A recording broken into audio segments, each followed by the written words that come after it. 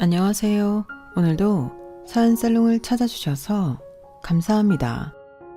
저는 결혼하고 8년 만에 최종 이혼하게 된 40대 여성입니다. 다행이라고 해야 하나? 아이는 없었고요. 헤어진 남편과는 대학 때부터 선후배를 알고 지낸 사이였어요.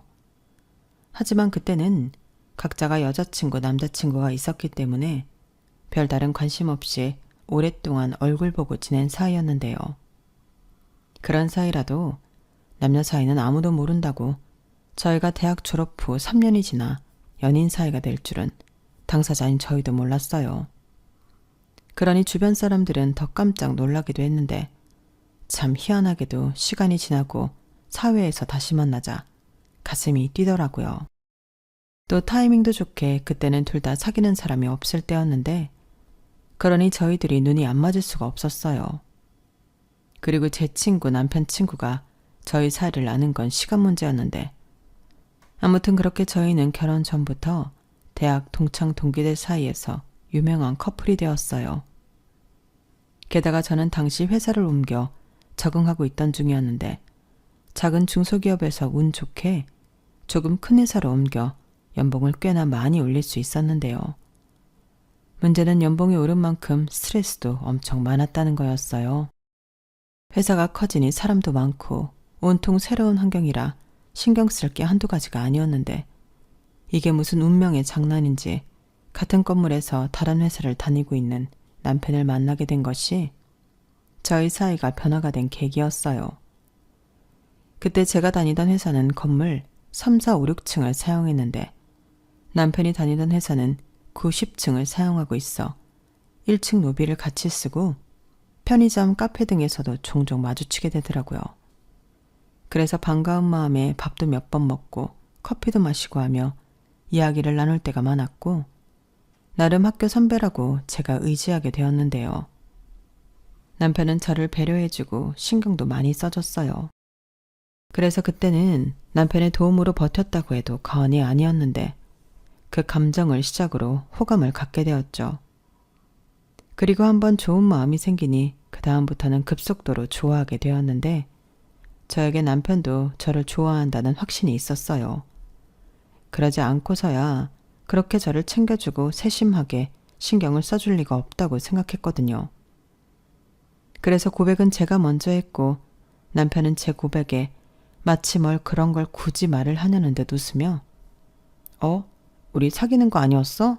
나는 그런 줄 알았는데 라고 제가 민망해할까봐 남편이 장난을 치기도 했는데 나중에 제가 먼저 고백한 걸 자존심 상해할까 저를 배려한 거였어요.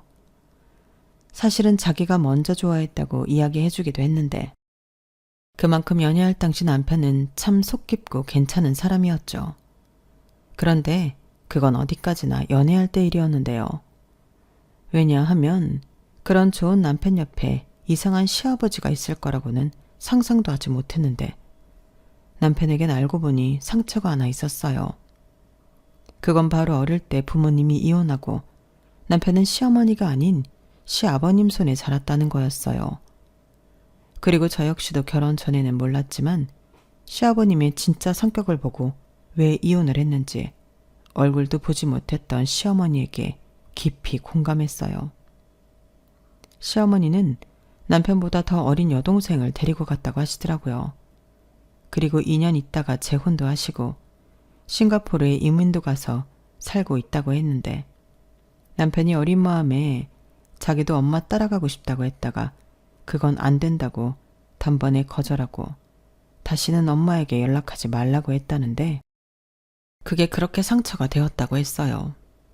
그게 자기한테는 엄마에게 버림을 받은 것과 같았다며 그때부터는 엄마 있는 애들을 부러워하고 아버지 눈치를 보고 살았다고 하더군요.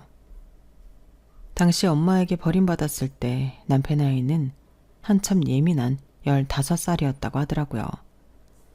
그 말을 들으니 제가 다 남편이 안쓰럽고 마음이 좋지 않았는데 그 어린 마음에 상처가 얼마나 컸을까 저는 눈물이 나기도 했는데요. 그도 그럴 게 남편은 대학 때부터 늘 웃는 얼굴에 집도 어느 정도 사는 편이라 남편에게 그런 그늘이 있는 줄은 몰랐거든요. 그리고 남편은 대학 때부터 자기 얘기를 유독 하지 않는 사람이었는데 저도 주변의 다른 사람들도 모두 남편이 원래 말수가 별로 없는 사람인 줄 알았어요. 그저 남의 얘기 듣는 걸 좋아하는 줄 알았는데 그게 아니었다는 사실을 알고 나니 저는 더욱 마음이 아팠어요. 그래서 당신은 제가 여자친구였으니 내가 이 남자의 아픈 상처를 보듬어줘야겠다는 일종의 사명감 같은 걸 느끼기도 했는데 그런 마음이 있다 보니 연애 2년 만에 결혼을 결심하게 되었어요. 그때 저희가 같은 건물에 회사를 다녀서 매일 만나고 있었거든요. 거기에 주말에는 데이트를 한다고 또 만나니 주변에서 농담으로 그렇게 365일 붙어 다닐 거면 그냥 둘이 결혼을 해. 이런 말도 자주 들었는데 사실 저는 결혼을 할 거라면 빨리 하는 편이 낫다고 생각하는 사람이었어요. 애기도 좋아했고 저희 부모님이 나름 사이좋게 잘 지내셔서 나도 하루라도 빨리 내 편을 만들어 사랑받고 또 사랑하며 따뜻한 제 가정을 만들고 싶었는데요. 그러니 남편은 제가 생각하기에 딱인 사람이었어요. 상처가 있기에 남에게 상처를 주지 않을 것 같았고 또 지금까지 지켜봤을 때 일희일비하는 저에 비해 남편은 생각도 깊고 진중한 편이라 가정을 이루면 중심을 잘 잡아주는 가장이 될 것 같았는데 그래서 프로포즈도 제가 먼저 했죠. 그러자 남편은 처음엔 당황하더니 이런 자기라도 정말 괜찮겠냐고 물었고 저는 당연하다고 자기 정도면 차고 넘친다고 이야기했는데 그때 본 남편의 웃는 모습은 제 가슴이 다 설렐 만큼 환했어요. 그때 처음으로 남자도 환하게 웃는 모습이 사랑스럽다는 생각을 했었는데요. 그렇게 서로의 결혼에 대해 마음이 있던 저희 두 사람은 제 프로포즈를 시작으로 앞으로의 미래를 함께하자는 약속을 했어요. 그리하여 양가의 인사를 가게 되었고 제가 먼저 시아버지를 만나러 남편 집으로 가게 되었는데 유감스럽게도 시아버님의 첫인상은 참 좋았답니다. 제조업을 하신다고 듣기는 했는데 나름 공장도 있고 직원도 10명이나 있다는 시아버님은 여유가 꽤나 있어 보이더라고요. 그리고 당시 집에 갔을 때 시아버님은 손수 음식도 만들어주시고 농담도 하시는 등 저에게 좋은 모습을 보여주고 분위기를 띄우며 노력도 많이 하셨는데요. 제가 속아 넘어갔어요. 진짜 나는 우리 아들하고 결혼만 해준다면 세상의 모든 금은부화를 우리 며느리한테 줄 거야. 우리는 집에 남자 둘만 사니까 집을 아무리 치워도 칙칙해. 집은 그래도 여자 손을 좀 타야 깔끔하고 보기도 좋은데 말이지. 아, 그렇다고 둘이 결혼해서 같이 살자는 건 절대 아니니까 오해는 하지 말고. 나는 그저 우리 은정양이 내 며느리가 됐으면 좋겠다는 거지. 존재만으로도 우리 집이 아주 환해질 것 같거든. 지금도 은정양 주변에 그 뭐냐, 그래, 아우라가 있어. 아유, 눈부셔라. 이렇게 저를 한껏 띄워주시더라고요. 그땐 솔직히 당황스럽긴 했지만 싫진 않았는데 남편은 자기 아버지가 원래 좀 실없는 농담을 자주 하는 편이라며 멋쩍게 웃었어요. 저는 그 모습이 싫어하는 사람한테 하는 모습처럼은 보이지 않았는데 내심 상처가 있다는 사람 치고는 아버지랑 사이는 걱정했던 것과 달리 괜찮은가 보다 라고 다행이라고 생각했죠. 그렇게 예비 시아버지가 저를 예뻐해 주시고 하루라도 빨리 당신 며느리가 되어 달라고 하시니 저도 좋은 마음을 가지게 되었는데요. 그냥 단순한 마음으로 제가 그 집에 시집을 가면 이 두 남자의 사랑을 받고 제가 그들을 행복하게 해줄 수도 있을 것 같았어요. 그리고 이어서 저희 집 인사를 간 남편은 긴장을 좀 하긴 했어도 저희 부모님 역시 장녀의 결혼을 바라고 있던 터라 남편을 반겨주셨는데요. 저희 집은 남동생인 아들이 있긴 했어도 남편을 보고는 큰 아들이 생긴 것 같다며 저희 부모님은 좋아하셨어요. 그렇게 저희는 양가의 축복과 환영을 받으며 결혼 준비를 시작했고 그 첫 번째인 상견례 날짜를 잡았는데 분위기는 뭐 두말하면 입이 아프도록 화기애애하고 좋았죠. 게다가 시아버님의 권유로 양가에 똑같이 1억씩 지원을 받게 되었는데 그건 솔직히 기대도 하지 않았던 거라 횡재라도 한 듯 저는 철없이 좋아했어요. 사실 결혼 준비에서 가장 중요한 게 돈이잖아요. 또한 결혼 준비를 하게 되면서 슬슬 알아본 서울의 집값은 제가 생각한 것보다도 훨씬 비쌌는데 매매는 엄두도 내지 못했죠. 그래도 전세라도 가고 싶었는데 저희가 가진 돈으로는 서울에서 집을 구하려면 월세로밖에는 되지 않을 것 같았는데 무려 2억이나 생기게 되었으니 전에 받은 전세 아파트를 갈 수 있을 것 같아 기분이 좋았죠. 그리고 저희 부모님도 사돈의 제안에 이왕이면 두 집이 공평하게 애들한테 해주는 게 뒤탈도 없고 좋을 것 같다며 흔쾌히 그러자고 하셨는데요. 그렇게 저희는 그 2억 아파트 전세 보증금으로 넣고 제가 가고 싶었던 전세 아파트에 신혼살림을 차렸어요. 비록 전세이긴 했어도 평수도 30평대였고 위치도 좋아서 만족스러웠는데 문제는 그 다음이었죠. 결혼하고 1주년을 얼마 남기지 않고 생각지도 못했던 일이 생겼는데 그건 바로 시아버님의 사업에 문제가 생겼다는 거였어요. 수금을 받아야 하는 거래처가 부도가 나면서 자금난을 겪게 되었다고 하셨는데 당신도 그 돈을 받아 결제해줘야 하는 것들이 있었으니 중간에서 부랴부랴 돈을 구해 메우고 직원들 월급은 대출 받아주고 하다 보니 빚이 눈덩이처럼 불어 이대로면 당신도 빚더미에 앉아 폐업을 해야 할지도 모른다고 하셨는데 사실 그 전부터 돈 때문에 힘들다는 말씀은 계속 하셨어요. 그래서 저 나름 용돈도 더 챙겨드리고 제가 할 수 있는 성의는 보였는데 시아버님의 속내는 그런 게 아니었죠. 결국 저희 부부를 호출하셔서 돈 얘기를 꺼내셨는데 기가 막혔어요. 나도 이런 말을 하게 되어 유감이지만 내가 니들 결혼할 때 해준 1억 돌려줘야겠다. 네? 아버님, 그래도 그건 좀 어렵죠. 그 돈 지금 저희 아파트 전세 보증금에 들어갔잖아요. 그렇다고 갑자기 지금 1억이란 돈을 구할 수도 없고 아버님 사정은 이해하는데 정말 무리예요. 뭐야? 야, 지금 내가 그 돈 없으면 망한다고 지금까지 무슨 소리를 들은 거야? 너는 내가 이 돈 때문에 이 나이에 쫄딱 망했으면 좋겠냐? 그래서 너희 집에 얹혀 살면 좋겠어? 그렇게 해주랴? 아버님, 아빠 진정해요. 누가 그렇대요? 알겠어요. 알긴 뭘 알아. 그래, 알긴 뭘 알아. 그리고 아버님 방금 저한테 야라고 하셨어요? 그래, 내가 너보다 윗사람인데 무슨 말을 못해? 그리고 내가 뭐 네 돈 달라고 했어? 내 돈 달라고. 저는 막무가내로 나오는 시아버님의 태도에 솔직히 당황해서 제대로 싸워보지도 못했어요.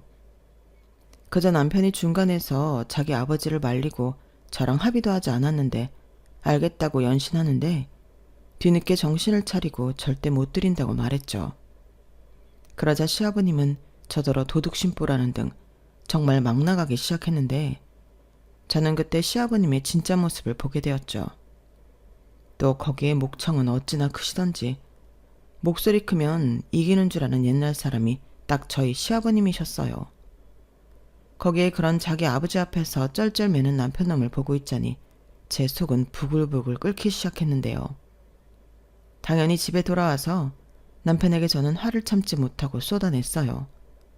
그런데 이 인간이 제가 한참을 뭐라고 쏘아대니 적반하장으로 뭘 그런 걸로 사람을 이렇게 잡냐고 화를 내기 시작했는데 그때 한번 이혼의 위기가 찾아왔죠. 어차피 돈도 뺏기고 집도 빼야 할 판이면 결혼도 무르자고 제가 홧김에 말했거든요.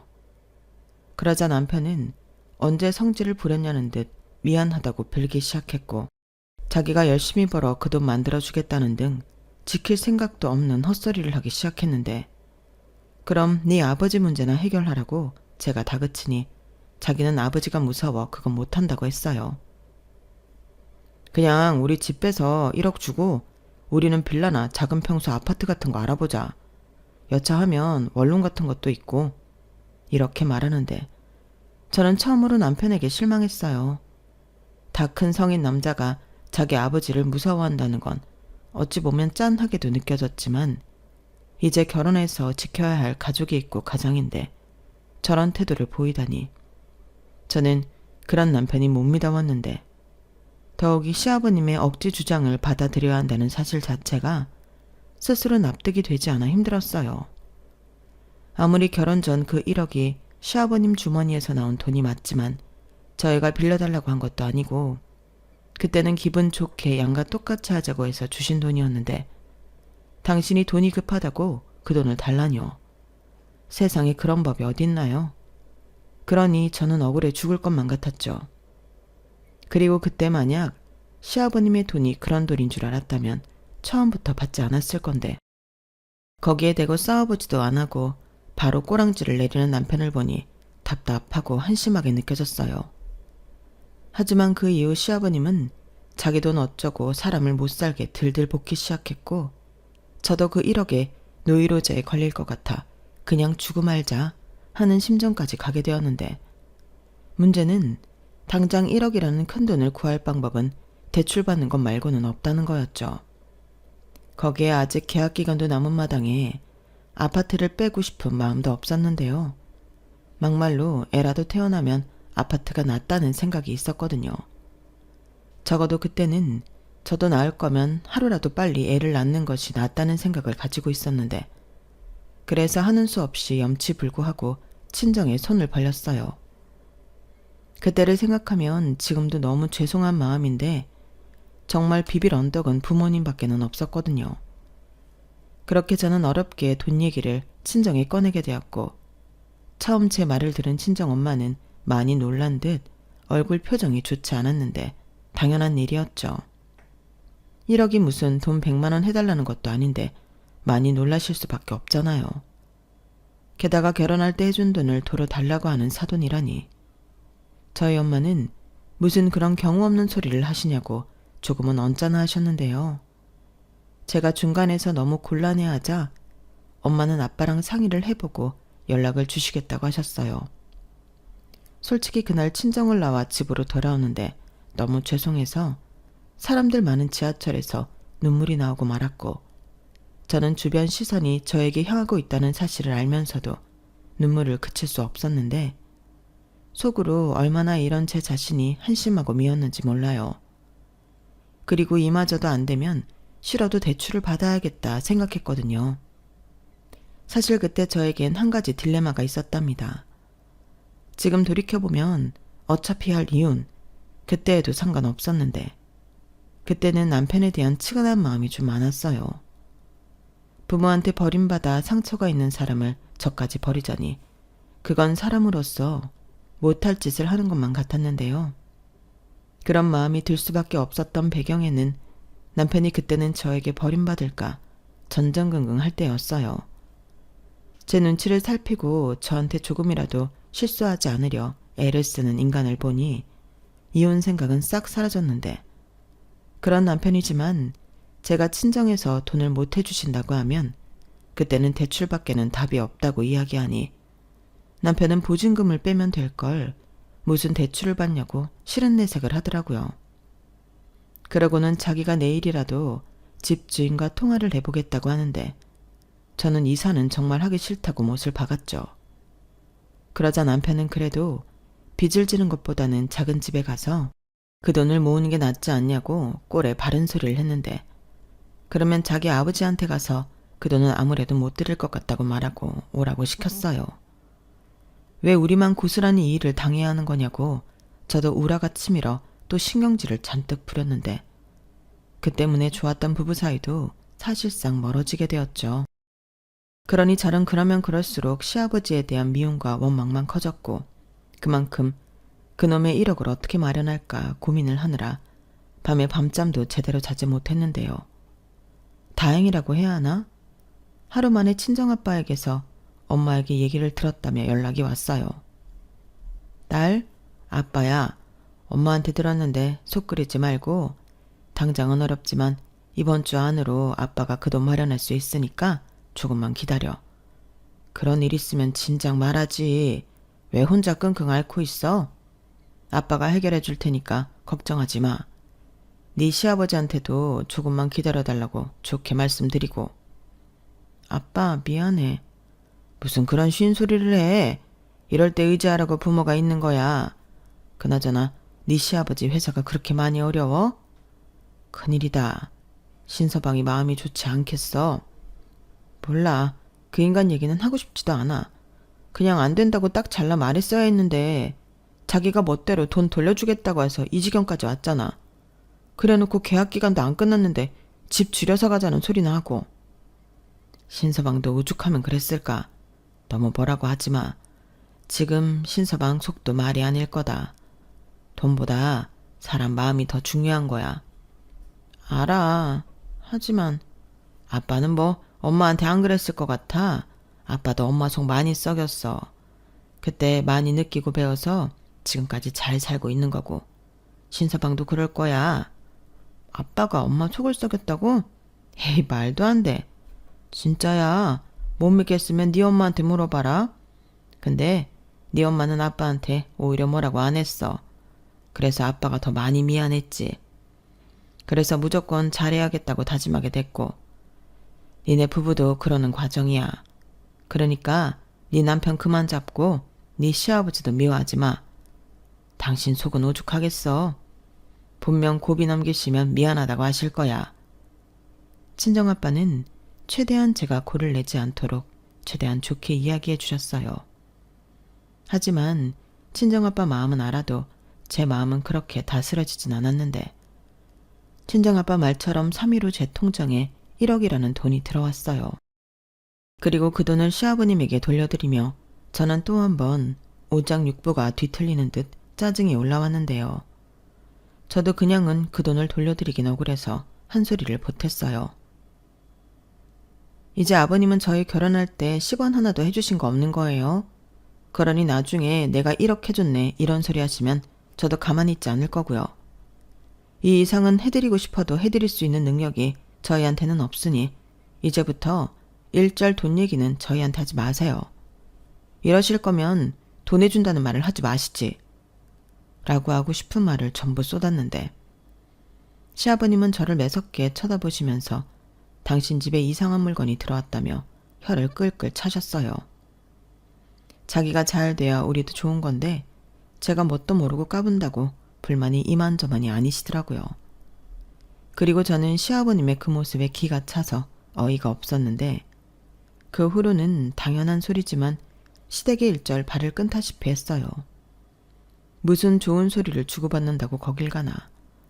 저는 갈 일이 있으면 남편만 혼자 가라고 보냈는데 남편은 또 그런 게 어딨냐고 영영 자기 집에 발 끊을 거 아니면 같이 가자고 고집을 부리는 거 있죠.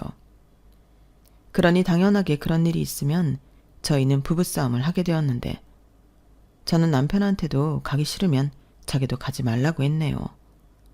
하지만 자기 아버지를 무서워하는 남편은 그럼 또 자기 아버지한테서 불호령이 떨어질 거라며 저더러 뭘 모른다는 듯 말했는데 왜 결혼 전에는 저런 모습을 보지 못했나 땅을 치고 후회했어요. 하지만 이미 혼인신고를 해버렸고 죽이 되든 밥이 되든 저도 시아버님 1억 사건으로 약간 이판사판이 되었는데 다행이라고 해야 하나? 회사에서 제가 맡은 일이 바빠져서 자연스럽게 신경이 일로 집중되었어요. 참고로 저는 IT 회사에 신제품 개발 연구원으로 입사했을 때부터 한가한 적이 없었는데요. 게다가 신제품이 본격적으로 출시를 앞뒀을 때는 조금이라도 문제가 있을까봐 몇 번이고 체크를 하며 막판까지 긴장의 끈을 놓을 수 없었어요. 그러니 자연스럽게 신혼이었지만 그 즈음부터는 퇴근 시간이 늦어졌고 남편과 사이도 소홀해진 가운데 집에 일찍 가봤자 불편하기만 하지 하는 생각으로 일에 몰두하는 날이 많았는데 그래서 집에는 늘 10시가 넘어 들어갔어요. 그러자 남편은 저희 늦은 귀가가 썩 마음에 들지 않았는지 시비를 걸기 시작했는데 그도 그럴 게 남편은 일반 사무직이라 거의 6시 땡 하면 일이 끝나 집에 오면 7시가 안 되었을 때가 많았거든요. 그러니 혼자 밥 먹고 혼자 시간 보내는 날이 많았을 텐데 그렇게 혼자 별의별 상상의 나래를 펼치며 시나리오를 쓰고 있었는데요. 갑자기 저한테 무슨 여자가 밤 10시에 퇴근을 하냐고 집에 오기 싫어서 놀고 들어오는 거 아니냐고 별 미친 소리를 하기 시작했어요. 그날은 유독 더 길고 힘든 하루를 보낸 터라 걸을 힘도 없는 걸 겨우 집에 온 날이었는데 남편이 저딴 소리를 하고 앉아있으니 속에서 부하가 치밀어 오르더라고요. 그런 남편의 망상을 들으며 급기야 저는 그에 비해 그 아들이라고 저놈도 별 수 없는 지밖에 모르는 이기적인 놈인가? 뭐 이런 생각까지 하게 되었는데 그때는 정말 너무 힘들어서 싸울 힘도 없어 그렇게 못 믿겠으면 어차피 회사도 같은 건물이니 내일 아침에 근무표 확인시켜주겠다고 신경질을 부리고 말았어요. 그러자 남편 놈은 그제야 아무 말도 하지 못하는 듯 꿀먹은 벙어리가 되었는데 끝내 미안하다고 사과는 하지 않았어요. 그리고 그렇게 하루 이틀 불편한 냉전의 시간이 계속되어 가는 중 감정의 골은 깊어져만 갔는데요. 저도 너무 서운하고 화가 나서 한 침대에서 도저히 잠을 잘 수가 없었어요. 그래서 거실로 베개를 가지고 나와 소파에서 잠을 자기도 했는데 정작 저를 화나게 한 남편은 아무렇지 않은 듯 넓은 침대 한가운데서 코까지 골아가며 잠을 잤어요. 오히려 거실에 나온 저만 그 코 고는 소리에 잠도 제대로 자지 못했는데 너무 약이 올랐죠. 그러면서 저는 자연스럽게 이게 전부 이기적인 시아버님 때문이라는 생각밖에는 들지 않았는데요. 그래도 그때까지는 제가 시아버님 때문에 이혼을 하게 될 줄은 몰랐어요. 그런데 저희가 살던 전세 아파트집 주인이 계약이 끝나갈 무렵 자기 아들이 결혼해서 신혼집으로 써야 할 것 같다고 자기 사정 좀 봐달라고 연락이 왔고 당연히 계약 연장이 될 줄 알았던 저는 당혹감을 감추지 못했는데 세입자가 계약 기간이 끝나가는 마당에 버틸 수 있는 재간은 없었어요.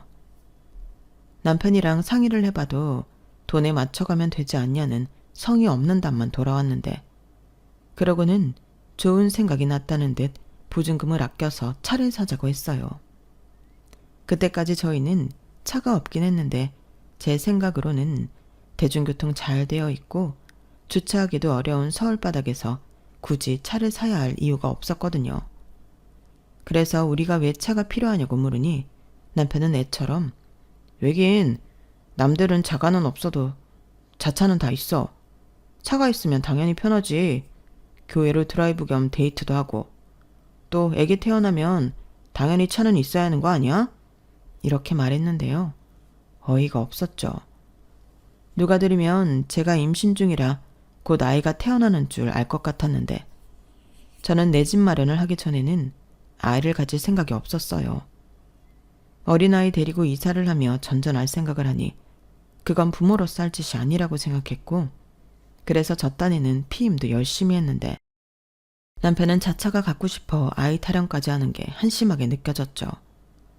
또 살만해서 차를 사자고 하는 것도 아니고 당장 어디에 가야 할지 모르는 판국에 보증금을 줄여 그 돈으로 차를 사자니 남편이 제정신으로 하는 소린가 싶기도 했는데 저는 우리가 왜 차가 필요하냐고 차 사고 차 유지할 돈 있으면 이사하는데 보태라고 도리어 남편에게 돈 타령을 했어요. 그러자 자기가 그럴 돈이 어딨냐고 남편은 펄쩍 뛰었는데요. 저는 곧장 말했죠. 그거 봐. 돈도 없으면서 무슨 차를 사자고 해. 정신 차려. 지금 가지고 있는 돈으로 이것만한 전세 구하기가 얼마나 힘든데. 뭐? 집을 줄여서 보증금 남은 걸로 차를 사자고? 제정신이야? 이렇게 쏘아 붙여줬는데요. 남편은 입이 대빨 나왔어요. 그래도 제 말에 반박할 건덕지는 없는지 남편은 더 이상 아무 말도 하지 못했는데 저는 저대로 이사 걱정에 일도 손에 잡히지 않고 고민만 많아졌어요. 당장 이사 날짜는 다가오지 뾰족한 수는 없으니 답답할 노릇이었는데 그러다 약간 홧김에 이렇게 된 거 오래된 집이라도 그냥 사는 게 어떨까 하는 생각이 들었는데요. 그러려면 역시 대출은 불가피한 일이었어요. 그래도 집을 사면 이사 걱정할 필요 없이 살 수 있다는 생각에 점점 생각은 집 매매로 기울었는데 그러면 더 미룰 것도 없이 아예 계획도 세울 수 있을 것 같았어요. 하지만 복병은 의외로 가까운 곳에 있었는데 남편이 대출받는 걸 찬성할 수 없다고 집 매매를 반대했어요. 자기야, 왜 싫다는 거야?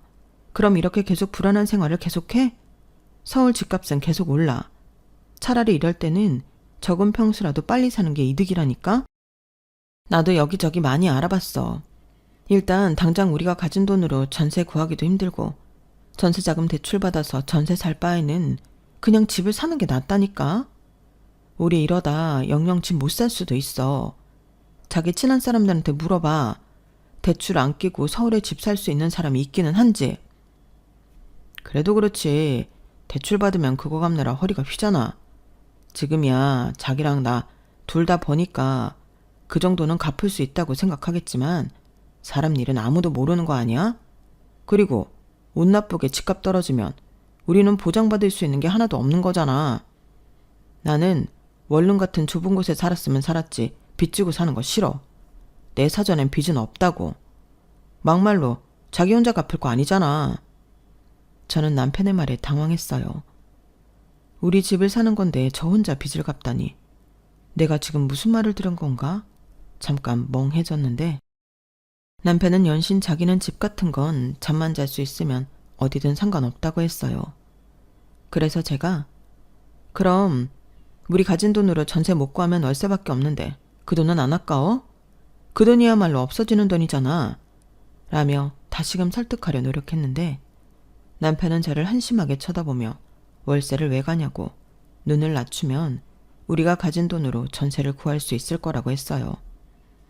그러고는 대학가도 있고 상가 위에 있는 주택도 있고 옥탑 같은 것도 있잖아. 라고 하는데 그제야 저도 깨달았어요. 남편과 저는 주거에 대한 개념이 완전히 다른 사람이라는 걸요. 그래서 최후의 수단으로 그럼 내가 알아서 할게.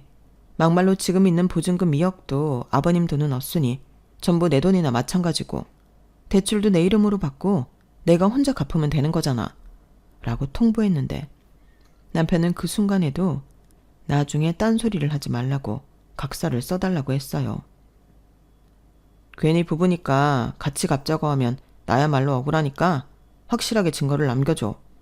이렇게 말했는데 저는 그때 그놈을 버려야 했어요. 저렇게 말하는 사람이 무슨 가족이고 부부인지 오만정이 뚝 떨어졌는데 한편으로는 오기가 생겨서 꼭 남편에게 내 말이 맞다는 걸 보여주고 싶었어요. 그래서 집을 고를 때 가진 돈은 별로 없어도 이것저것 많이 따지기도 했는데요. 만약 시간이 더 있었다면 저는 서울바닥의 모든 집을 다 뒤졌을 수도 있어요. 하지만 시간이 별로 없었고 다행히 저와 남편 회사가 같은 곳에 있으니 그 일대를 중심으로 두고 마땅한 매물을 찾기 시작했는데 그러다 오래된 아파트긴 하지만 평수도 괜찮고 위치도 괜찮은 곳을 한 군데 발견했어요.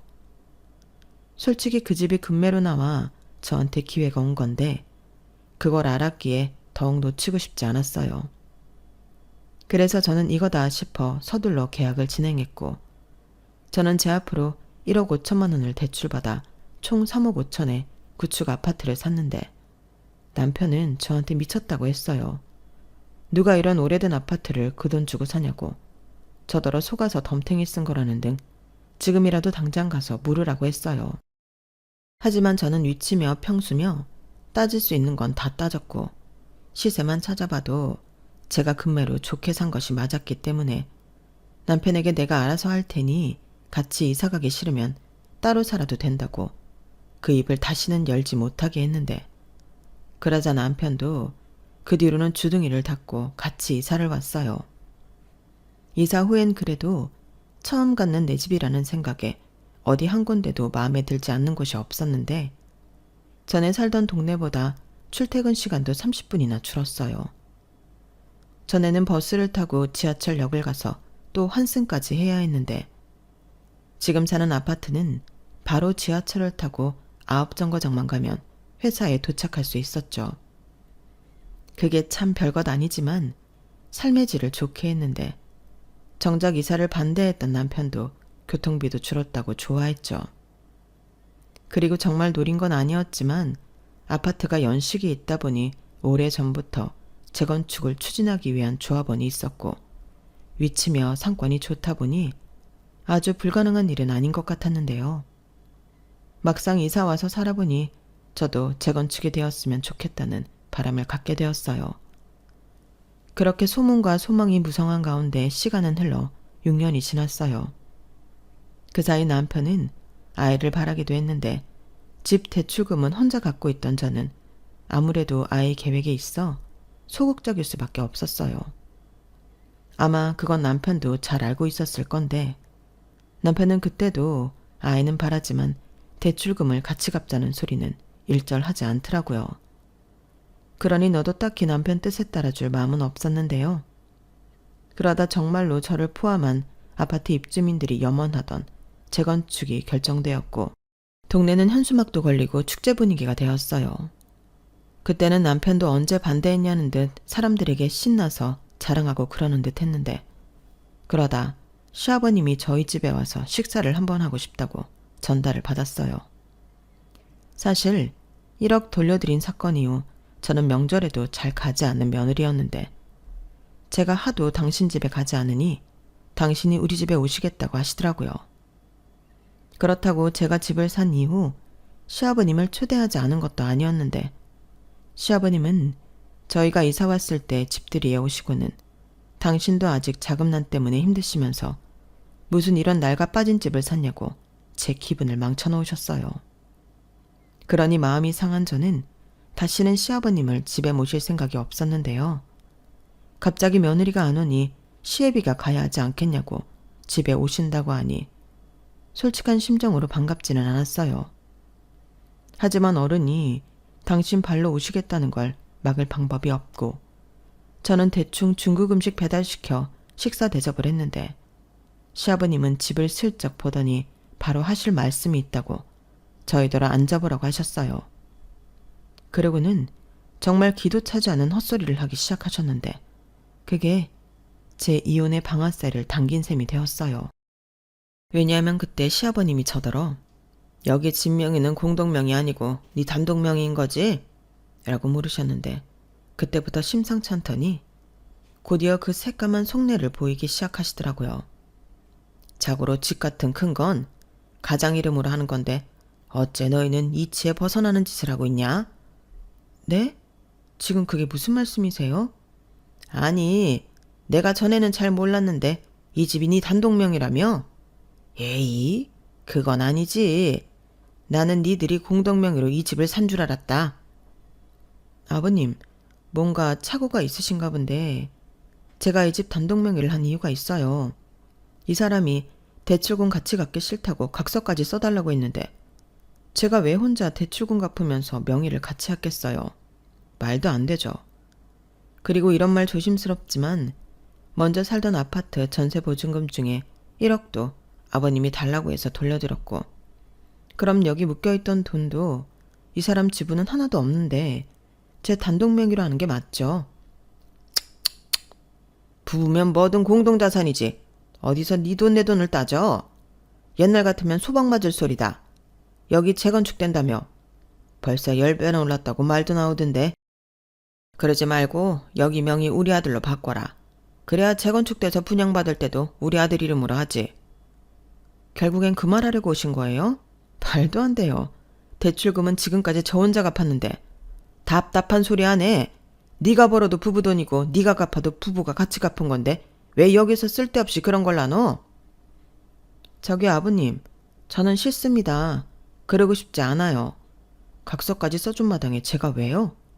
그리고 재건축되고 돈 좀 벌 수 있을 것 같으니까 이러시나 본데 어림없어요. 입장 바꿔놓고 이 집이 아버님 아들 단독 명의인데 저희 부모님이 와서 제 이름으로 바꿔놓으라고 하면 좋으시겠어요? 남자랑 여자가 같냐? 너 계속 이렇게 고집부리다 이혼당하는 수가 있어. 너야말로 내 집에 시집 와서 뭐 하나 제대로 한 거가 있냐? 애도 못 낳고 있잖아 지금. 그리고 명의는 네 명이라도 내 아들은 뭐 공짜로 여기에 살아? 생활비 갖다 주잖아. 여기서 애 얘기를 왜 하세요? 그리고 이혼을 하는 게 아니고 당한다고요? 제가 왜요? 오히려 제 명의로 된 집에서 대출금 더 저 혼자 갚는데 생활비 그거 얼마나 낸다고 이제 와서 명의를 바꿔주라고 하세요. 너 정말 무섭다. 돈 앞에서는 지아비도 없는 거냐? 저야말로 묻고 싶네요. 그렇게 탐이 났으면 제가 집 사자고 했을 때 반대하지 말았어야죠. 대출금 같이 갚기 싫다고 각서 타령할 땐 언제고. 왜 이제 와서 이러시는 건데요? 그리고 저는 이 일로 아버님이랑 왜 싸워야 하는 건지 이유도 모르겠어요. 아버님 말처럼 부부 일인데 저희가 따질 일이죠. 왜요? 아버님 아들이 혹시 이 집 명의 갖고 싶다고 도와달라고 했나요? 자기야, 무슨 말을 그렇게 해. 내가 뭐 그렇게 찌질한 놈인 줄 알아? 그래, 내가 대출 받는 거 싫어서 같이 갚자는 소리 하지 않는다는 각서 써달라고 했다. 근데 지금 어찌됐든 여기에 6년이나 같이 살았으면 재건축할 때를 생각해서 자기도 나한테 권해볼 수는 있는 거잖아. 대신 이후에 대출금은 같이 갚는 거지. 웃긴다. 왜 이제 와서 그래? 그리고 나는 대출금 같이 갚는데 명의는 자기 단독으로 해줘야 하는 거야? 내가 왜? 그리고 지금까지 들어간 내 돈은 어쩌라고? 공동명의 해달라고 졸라도 싫다고 할 마당에 진짜 언감생심이다. 저, 그래 좋다. 네가 하도 돈돈돈거리니까 그럼 내가 무슨 수를 써서라도 1억 다시 해줄 테니까 내 아들 이름 명의로 바꿔놔. 그럼 되는 거지? 아니요. 그래도 싫어요. 또 언제 그 돈 달라고 하실지도 모르고 이제 와서 제가 그럴 이유가 없다니까요. 너 정말 이혼당하고 싶어? 이혼녀 되기 싫으면 시애비가 좋게 말할 때 말 들어. 싫어요. 이혼하면 그만이죠. 저 하나도 안 무섭거든요. 그리고 이제 보니 아버님 사업이 왜 그렇게 들쑥날쑥이고 자금난에 시달리는지 알 것 같은데 셈을 이상하게 하시는 것 같아요. 너 지금 나 가르치냐? 내가 무슨 셈을 이상하게 해? 줬다 뺐을 때부터 알아봤죠. 저 이혼녀 될래요. 그럼 명의 가지고 신랑이 하지 않아도 되죠? 그리고 자기 지금 당장 짐 싸서 아버님이랑 같이 나가. 생활비야 나도 똑같이 냈고 월세 대신이라고 생각하고 봐줄 테니까 사람 신경 그만 긁어. 자기야 미쳤어? 무슨 이혼을 그렇게 쉽게 결정해. 이혼 소리는 내가 먼저 한 거 아니야. 미쳤냐고 물어보고 싶으면 나 말고 자기 아버지한테 먼저 물어야지. 내가 볼 땐 이제 와서 명의 내놓으라고 하는 것도 미치지 않고서야 못할 소리 같은데? 저 싸가지하고는 네가 이 다 쓸어가는 집 하나 가졌다고 유세가 하늘을 찌르는구나. 네, 솔직히 별 생각하지 않았는데 지금 아버님이 이러시는 거 보니까 제가 좀 그렇게 해도 되는 것 같아서요. 그리고 이혼하면 어차피 남인데 더는 명의 타령 못 하시는 거 아니에요? 그럼 저 이혼할래요. 시아버님은 제 입에서 이혼하겠다는 말이 연신 나오자 얼굴이 금방이라도 터질 것 같은 시합폭탄이 되었어요. 그리고 그 옆에서 남편은 이게 아닌데 하는 얼굴로 난감해 하고 있었는데 저는 이것들 잘 걸렸다 하고 이참에 정말로 이혼을 감행할 생각이었어요. 사실 결혼하고 별의별 일을 다 겪으면서 이 남자랑 미래를 같이 살아야 할 이유가 과연 있을까 생각을 많이 했었는데 자기밖에 모르는 시아버지와 부부 사이인데도 1도 손해보고 싶지 않은 남편까지 명분만 있다면 버리는 게 맞죠. 그런데 이렇게 알아서 좋은 명분까지 만들어주다니 저는 얼씨구나 좋구나 쾌재를 부를 일이었는데 저는 원래 한번 마음먹으면 곧장 실천하는 사람이라 다음날 이혼 서류를 들고 왔어요.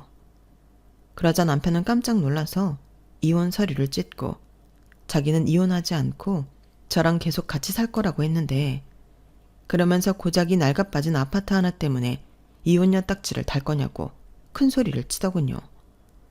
그때도 정말 어이가 없었어요. 이혼 소리를 누가 먼저 했는데 저런 개소리를 저한테 하는 건지 더 화가 치밀어 올랐는데요. 그러니까 저들은 정말로 이혼할 생각도 없으면서 저를 협박할 심상이었다는 거잖아요. 그걸 모르면 몰랐지 알게 된 이상 저는 그 점을 간과할 수 없었고 합의 이혼이 되지 않는다면 저는 소송도 불사하겠다고 제 의사를 똑똑히 전했어요. 그러게 가만히 있으면 중간이라도 갔을 텐데 왜 엄한 사람을 건드렸는지 저는 그 못난 부자지간에 제대로 매운맛을 보여줄 심상이었는데 나중엔 남편이 그냥 버틸 것 같아서 변호사 사무실에 가서 상담하고 이혼 소장을 작성해 남편 회사에 보내버렸어요. 그러자 자기를 회사에 개망신을 줬다며 명예훼손 어쩌고 떠들더니 자기도 법대로 하겠다고 큰 소리를 치면서 더럽고 치사하다고 자기 짐을 싸서 집을 나갔는데 저는 그 길로 비밀번호도 바꾸고 남편을 집에 못 들어오게 했어요. 그러니 남편도 지가 뭐가 억울하다고 변호사를 선임해 이혼 소송을 하게 되었는데 뻔뻔하게도 제 아파트를 재산분할 대상으로 해달라고 요구하더라고요. 그렇게 이혼이 하고 싶으면 해줄게. 대신 아파트 집은 나한테 50% 줘. 그럼 순순하게 물러날게. 순순하게 물러나지 않으면 뭐 지저분하게 물러나게? 어디 할 수 있으면 해봐. 나는 고맙게도 누가 써달라고 한 각서도 있고 그동안 혼자 대출금 갚은 내역도 있거든. 아무리 부부 사이였다고 해도 그 집은 내 집이야. 헌재는 뭐 집은 잠만 잘 수 있으면 된다고 하지 않았어? 진짜 돈 앞에서 사람이 치사해지네. 그래서 돈 때문에 남편을 버리냐? 말 똑바로 해. 내가 먼저 버리지 않았어. 도둑심보로 명의 타령하지 않았으면 그냥 생활비나 내고 살라고 뒀을걸. 긁어 부스럼 만든 사람이 누구야? 원망하고 싶으면 내가 아니라 당신 아버지를 원망해야지. 저는 남편의 말에 한치도 물러나지 않았어요.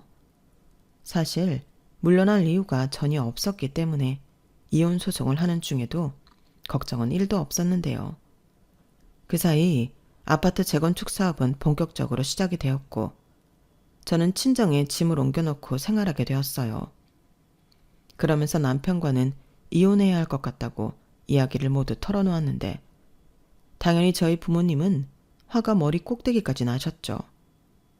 사돈이 1억 돌려달라고 했을 때도 남편한테 잘해주라고 했던 아빠는 특히 더 많이 화가 나셨는데 그 다음날 남편을 찾아가서 한 소리 하고 오신 듯 하셨어요. 그래도 폭언이나 폭력은 전혀 쓰지 않으셨다고 했는데 이 인간이 저희 아빠를 명예훼손 모욕죄로 고소를 하겠다 협박하는 거 있죠. 그래서 저는 할 수 있으면 전부 하라고 했어요. 그 대신 나도 네 아버지 똑같이 모욕죄로 고소하겠다고 했는데 남편이 아무 말도 하지 못하더라고요. 결국 이혼 소송은 제 승소로 끝이 났고 이젠 전 남편이 된 그 인간은 저한테 정신적 위자료 1,000만 원을 지급하는 걸로 나눌 것도 없이 소송이 끝났는데 전 남편은 억울하다고 항소를 했어요. 그 덕에 재판이 더 길어지긴 했으나 저는 소송 비용도 승소하면 남편 쪽이 모두 부담하는 걸로 하고 재판을 진행했어요. 결국엔 재판을 하면 할수록 그 인간이 지불해야 하는 돈 액수만 늘어나게 되었죠. 그러니 지도 더는 싸울 의욕이 사라진 것 같았는데 거기엔 하나 더 저의 조력자가 있었어요. 그건 다름 아닌 그 인간의 아버지, 전 시아버지셨는데 그 사이에 정말로 회사가 더는 어쩌지를 못해 부도 처리가 났나 보더라고요. 그래서 빚더미에 올랐고 시아버님 소유의 집도 차도 모두 뺏기게 되었는데 그러자 남편은 자기 아버지 일도 처리해야 하고 저랑 가망 없는 싸움을 이어가지 못하는 눈치였어요. 다만 자기가 다 잘못했다고 이제라도 받아주면 안 되냐고 저를 찾아와 빌기는 했는데 제가 돌지 않은 이상 같은 실수를 2번 할 리가 없었어요. 그리고 지금 와서 생각해보면 시아버님은 자기가 금방이라도 망할 것을 알았기에 제 아파트를 자기 아들 명의로 바꾸고 싶었던 것이 아니었을까 하는 생각이 들었는데 그럴 마음은 없었지만 참 소름 돋는 인간이 아닐 수 없어요. 하긴 그러니까 자식 결혼할 때 쓴 돈도 여직 당신 돈이라고 생각하고 달라고 하셨겠죠? 참 세상에는 별 희한하고 이상한 사람이 많다는 걸 또다시 느끼게 되었는데 저는 현재 재개발된 아파트에 들어와 혼자 살고 있어요. 처음엔 처분해서 부모님 집으로 돌아갈까 고민도 했는데 회사도 가깝고 저도 친축에 살아보고 싶더라고요. 그리하여 지금은 바라던 솔로 생활을 하며 일도 열심히 하고 나름 제 인생을 즐기려 노력하고 있는데 누구 말처럼 이혼녀 딱지는 붙었어도 사는 데는 아무런 지장이 없었어요. 오히려 이혼하고 아무런 타격이 없을 거라 장담하던 그 인간이 회사를 그만두게 되었는데 전 시아버님의 빚 때문에 사람들이 찾아오고 난동을 부린 모양이었어요. 사실 그런 일이 건물에서 일어나면 소문이 정말 금방 퍼지는데 그 덕에 그 인간이 쪽팔리긴 했는지 회사를 그만뒀다 하더라고요. 그리고 지금까지 저한테 연락을 하지 않아 정말 고마울 따름인데 바람이 있다면 앞으로 영원히 그 인간들이 제 앞에 나타나지 않았으면 좋겠어요. 똥은 한번 밟은 걸로 끝내고 싶거든요. 그리고 그 인간들 보란 듯이 저는 제 인생 멋지게 살며 더 잘난 사람도 만나 연애도 하고 싶은 마음인데 똥차가 갔으니 벤츠가 오지 않을까 살짝 기대를 하고 있어요. 그리고 그만큼 저도 거기에 어울리는 사람이 되고자 스스로 투자도 많이 하고 자기 개발도 열심히 하고 있습니다. 언젠가는 지금의 노력이 빛을 보는 날이 오길 소망하며 지금까지 제 이야기 들어주셔서 대단히 감사합니다. 다음에는 저도 행복한 사연으로 인사드릴 수 있도록 남은 인생 더 열심히 잘 살아보도록 할게요.